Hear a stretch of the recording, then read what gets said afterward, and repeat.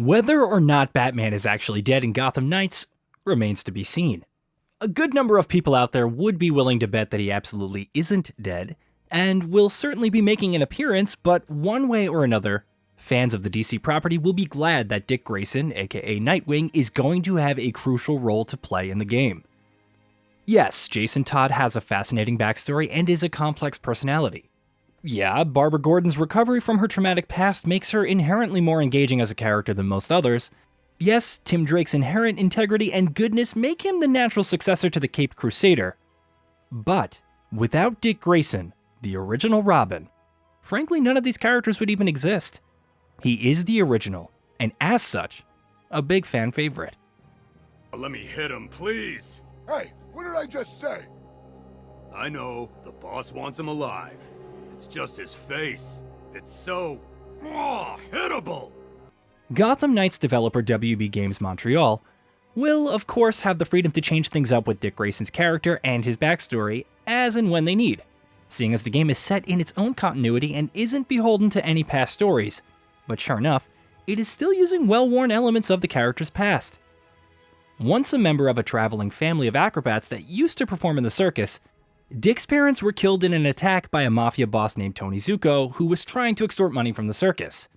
Like many other members of the Bat family, a traumatic loss at a young age served to forge Dick's character and shape his destiny. Bruce Wayne, who was in attendance at the circus that day, decided to secretly take him in as a ward, and the rest was history. The boy eventually went on to become the Boy Wonder, the first Robin.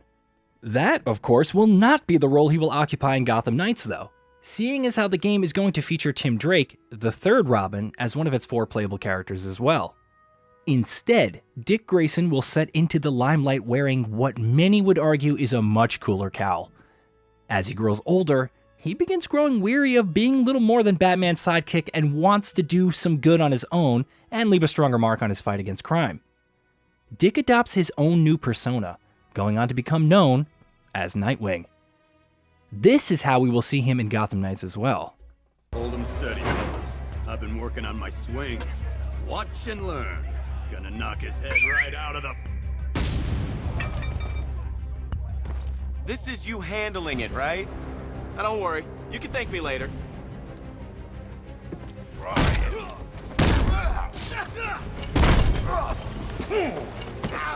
His portrayal in the game is going to be fascinating to witness for fans of the character and the source material for multiple reasons.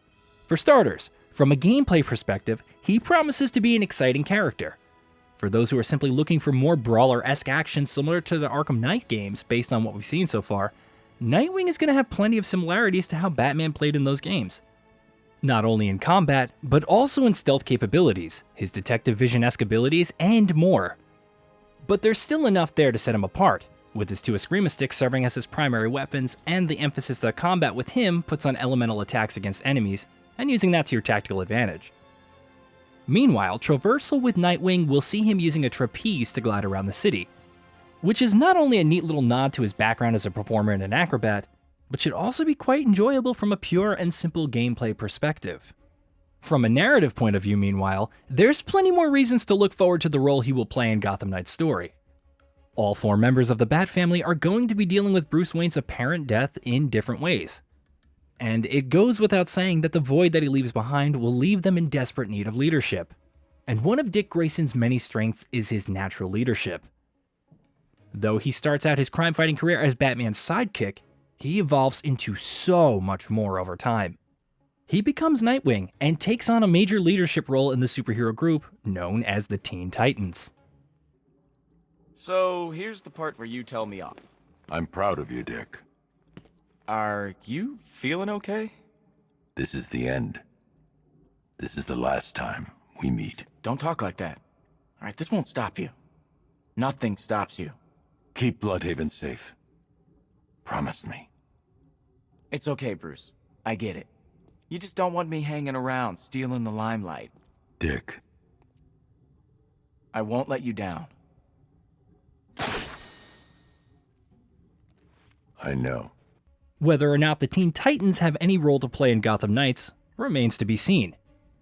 We wouldn't be surprised to see cameo appearances here and there from the likes of Cyborg, Starfire, Red Arrow, and what have you.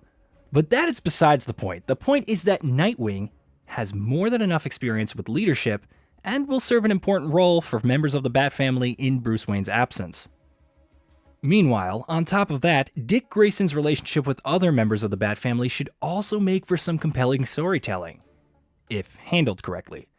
His successor in the Robin role, Jason Todd, who is Red Hood in Gotham Knights, is in many ways the polar opposite of him, and the two have always shared a complicated relationship.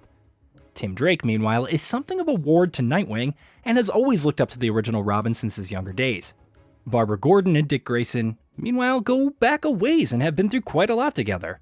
It's clear to see that he's going to be the glue holding this group together, though exactly how well he does that is what we're curious to see.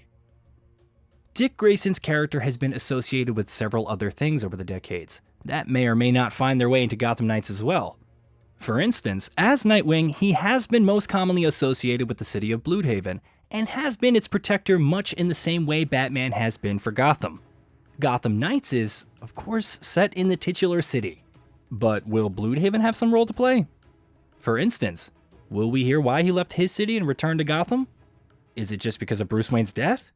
Because many will tell you that that shouldn't be enough, especially since Gotham has 3 other heroes that are willing to protect it from the criminal element in Batman's absence. Dick Grayson has on occasion also taken up the mantle of Batman himself in his former mentor's absence in various comic arcs. Is that something that we'll get to see in Gotham Knights as well?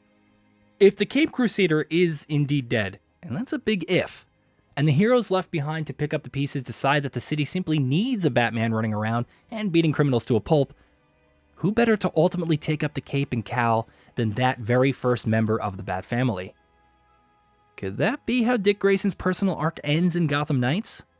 Regardless of whether or not that happens, there's little doubt in anyone's mind that he should be a highlight of the game, at least in ideal circumstances. As the original Robin, the most experienced member of the Bat family in Batman's absence, and the charismatic leader of the core group of 4 heroes that will take center stage in the game, he promises to be a fascinating character. Whether or not he lives up to that promise, that remains to be seen.